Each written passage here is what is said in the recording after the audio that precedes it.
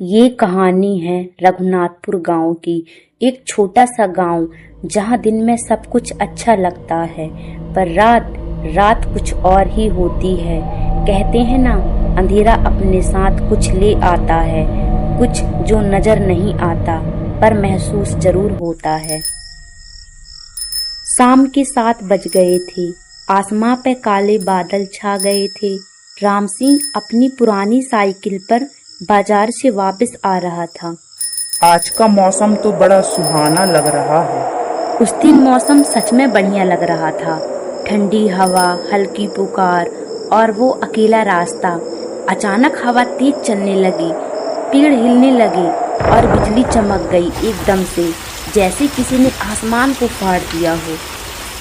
अरे राम जी, लगता है आज तो झाड़ का दिन है। जल्दी से ही गांव पहुंचना पड़ेगा। बारिश इतनी तेज हो गई कि आंखों के सामने कुछ दिखाई नहीं दे रहा था। उसने साइकिल चलाना और तेज कर दिया, लेकिन रास्ते में कीचड़, पत्थर और अंधेरा था। अब तो अंधेरा ऐसा दिखने लगा था जैसे किसी ने आकाश को काले कपड़े से ढक दिया हो। सामने कुछ भी दिखाई नहीं दे रहा था, बस बिजली की एक आध चमक जो पल भर के लिए चारों ओर रोशनी कर दे, फिर अंधेरा छा जाए। पेड़ों की डालियां बारिश से झुकी हुई थी और जब हवा चलती तो ऐसे चरमराती जैसे कोई कानों में फुसफुसा रहा हो। राम सिंह का दिल भी जोर जोर से धड़क रहा था। पास के नाले का पानी तेज बहता हुआ आवाज कर रहा था। अचानक हवा रुक गई, पेड़ भी थिरकना बंद।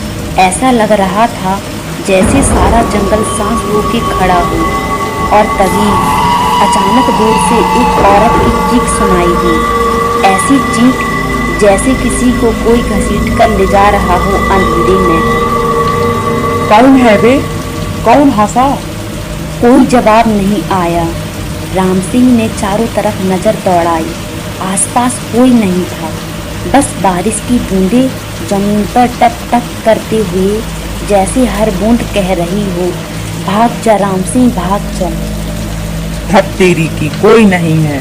साला यह जंगल भी मुझसे बात करने लगा क्या? चल भैया, घर जल्दी पहुंचना है, बड़ी देर हो गई है आज। राम सिंह घने जंगल की ओर बढ़ता जा रहा था। जंगल का हर पेड़, हर साया उस पर झुकता जा रहा था और वो अंधेरे और बारिश के बीच एक अजीब सी दुनिया में घुस गया था, जहां जिंदा और मुर्दा का फर्क मानो खत्म हो गया हो। अचानक राम सिंह के कानों में पायल की आवाज सुनाई दी, जैसे कोई औरत पीली प्यारी बारिश में चल रही हो। राम सिंह ने साइकिल रोकी और यहाँ वहाँ देखा, पर अंधेरा इतना गहरा था कि उसे ठीक से दिखाई भी नहीं दे रहा था। वह सोचने लगा शायद उसका वहम है, लेकिन तभी फिर से वही पायल की आवाज। राम सिंह ने देखा थोड़ी दूर पेड़ों के बीच एक लाल साड़ी में जैसी कोई महिला हो, ठीक से दिखाई नहीं दे रहा था। राम सिंह सोचता है, इतनी दूर से कुछ पूछूंगा तो उसे सुनाई नहीं देगा, मैं ही पास चला जाता हूँ। राम सिंह जैसे ही उसकी ओर बढ़ने लगा, वो औरत भी धीरे धीरे जंगल के अंदर की ओर बढ़ने लगी।